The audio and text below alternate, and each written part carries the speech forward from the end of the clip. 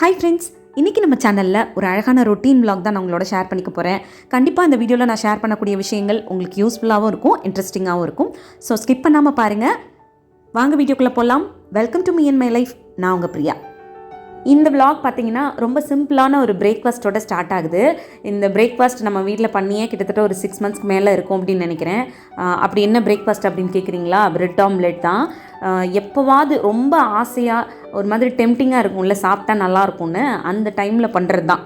மற்றபடி அடிக்கடி இதெல்லாம் வந்து நம்மளோட பிரேக்ஃபாஸ்ட்டில் இன்க்ளூட் பண்ணிக்கிறது கிடையாது. பிரேக்ஃபாஸ்ட் ரெடி பண்ணுறதுக்கு முன்னாடி பார்த்தீங்கன்னா நம்மளோட குக்கிங் சேனலில் ஒரு ரெசிபி ஷேர் பண்ணணும். அதுக்கு தேவையானது எல்லாத்தையும் ரெடி பண்ணி எடுத்து வச்சுக்கிட்டுருக்கேன். உங்களுக்கு ரொம்ப சிம்பிளான ரெசிபீஸ் பிடிக்கும், குக்கிங்கில் உங்களுக்கு இன்ட்ரெஸ்ட் அப்படின்னா நம்மளோட குக்கிங் சேனலை விசிட் பண்ணுங்கள். அதில் வந்து 500+ ரெசிபீஸ் வந்து ஷேர் பண்ணியிருக்கேன். எல்லாமே ரொம்ப சிம்பிளாக ரொம்ப குயிக்காக பண்ணக்கூடிய ரெசிபீஸ் தான். ரொம்ப நல்லாவும் இருக்கும், ட்ரை பண்ணி பாருங்கள். குக்கிங் சேனல் லிங்க் வந்து டிஸ்கிரிப்ஷனில் கொடுத்துருக்கேன். அப்புறம் எப்பவும் போல் வீட்டில் ரெகுலராக பண்ணக்கூடிய சின்ன சின்ன வேலைகள்லாம் இருக்குது. அது எல்லாத்தையுமே இந்த விலாகில் இன்க்ளூட் பண்ணியிருக்கேன். இன்றைக்கான டிப்ஸ் என்ன அப்படின்றத பார்க்குறதுக்கு முன்னாடி இந்த வீடியோ நீங்கள் பார்த்துட்டு இருக்கும்போதோ இல்லை பார்த்து முடிக்கும் போதோ இதில் இருக்க கண்டென்ட் உங்களுக்கு பிடிச்சிருக்கு அப்படின்னு நினச்சிங்கன்னா ப்ளீஸ் மறக்காமல் அந்த வீடியோ கீழே இருக்க லைக் பட்டனை கிளிக் பண்ணிடுங்க. நீங்கள் கொடுக்கக்கூடிய அந்த குட்டி குட்டி லைக்ஸ் எல்லாமே இன்னும் நல்ல நல்ல கண்டென்ட் நான் உங்களோட ஷேர் பண்ணிக்கிறதுக்கு எனக்கு கொஞ்சம் மோட்டிவேட்டிங்காக இருக்கும். இன்றைக்கி நம்ம பார்க்க போகிற விஷயம் எதை பற்றினா, நம்மள எல்லாருக்குமே தேவைப்படக்கூடிய விஷயம்தான் இது. மனசை அமைதியாக வச்சுக்கிறதுக்கு, மனசை நிம்மதியாக வச்சுக்கிறதுக்கு நம்ம என்னெல்லாம் பண்ணலாம் அப்படின்றத பற்றி தான் இப்போ நம்ம பார்க்க போகிறோம். மனசை எப்பவும் அமைதியாக நிம்மதியாக வச்சுக்கணும் அப்படின்னு நினச்சோன்னா ஃபர்ஸ்ட் பண்ண வேண்டிய ஒரு சின்ன விஷயம் என்ன தெரியுமா? ஒரு மாதிரி பரபரப்பாக வேலை பார்த்துக்கிட்டு இருப்பீங்கள்ல, அதுலேருந்து ஒரு சின்ன பிரேக் கொடுங்க. நான் சொல்கிற இந்த பிரேக் வந்து நீங்கள் ஒரு வெக்கேஷன் போகிறதோ இல்லை டூர் போகிறதோ அந்த மாதிரி நான் பிரேக் சொல்லலை. அன்றாட நீங்கள் பார்க்கக்கூடிய வேலைகள் இருக்கும்ல, அதில் வந்து ரொம்ப பரபரப்பாக இயங்கிட்டு இருப்பீங்க. அதுலேருந்து ஒரு சின்ன பிரேக் எடுத்துக்கோங்க. இப்போது ஃபார் எக்ஸாம்பிள் கிச்சனில் வேலை பார்த்துக்கிட்டு இருக்கவங்கள பார்த்தீங்கன்னா நின்ன இடத்துல வந்து அத்தனை வேலைகள் பார்த்துக்கிட்டு இருப்பாங்க.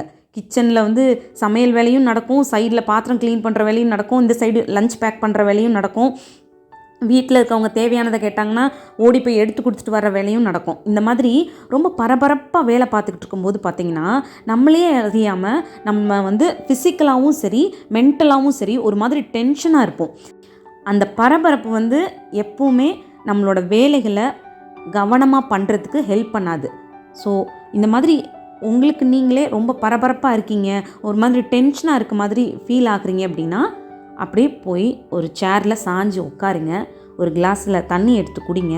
ஒரு 2 நிமிஷம் ஃபேன் போட்டு அப்படியே சாஞ்சு உட்காந்துட்டு நீங்கள் இப்போ என்ன வேலை பார்த்துட்ருக்கீங்க, இந்த வேலை பார்க்குறதுக்கு இவ்வளோ நேரம் ஆகும், இந்த வேலையை இப்படி பார்த்தா தான் நம்ம செய்ய முடியுமா, இன்னும் கொஞ்சம் ரிலாக்ஸாக கூட பண்ண முடியுமா அப்படின்னு யோசிங்க. அப்படி நீங்கள் கொஞ்சம் நிதானமாக யோசிக்கும் போது அதுக்கு ஒரு சின்ன ஐடியா கிடைக்கும். அதுபடி உங்களோட வேலைகளை அகெயின் ஸ்டார்ட் பண்ணுங்கள். இப்போ கொஞ்சம் ரிலாக்ஸாக நீங்கள் வேலைகளை பார்க்க ஆரம்பிப்பீங்க.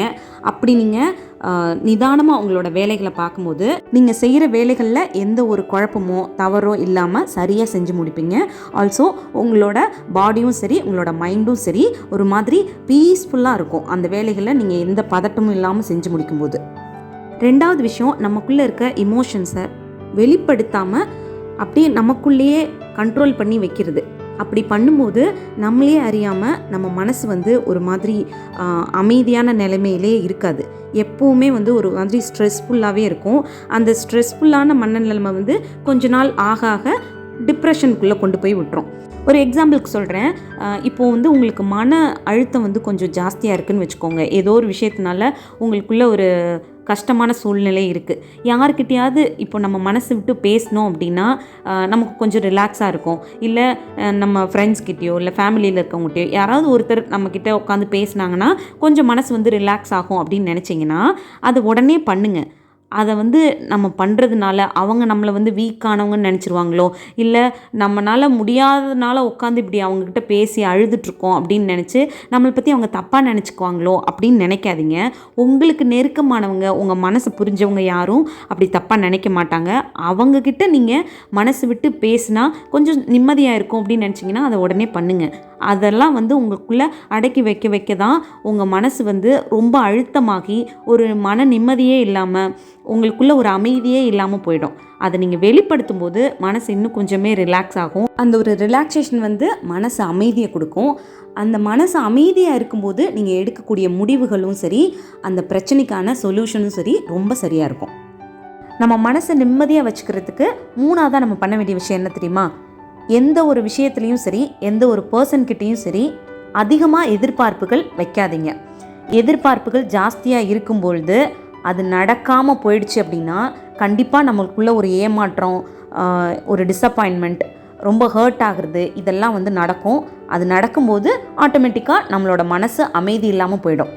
நம்மளை சுற்றி இருக்கக்கூடிய ஆட்களுக்கு, நம்ம மனசுக்கு பிடிச்சவங்களுக்கு ஏதோ ஒரு விஷயத்த நம்ம வாங்கி கொடுக்குறோம், ஒரு சின்ன கிஃப்ட் பண்ணுறோம், இல்லை அவங்களுக்கு நிறைய அன்பு கொடுக்குறோம் அப்படின்னா அதே அன்பும் அதே மாதிரியான ஒரு சின்ன கிஃப்ட்டோ அவங்கக்கிட்டேருந்து நமக்கு கிடைக்கும் அப்படின்னு நினச்சி அந்த விஷயத்த பண்ணக்கூடாது.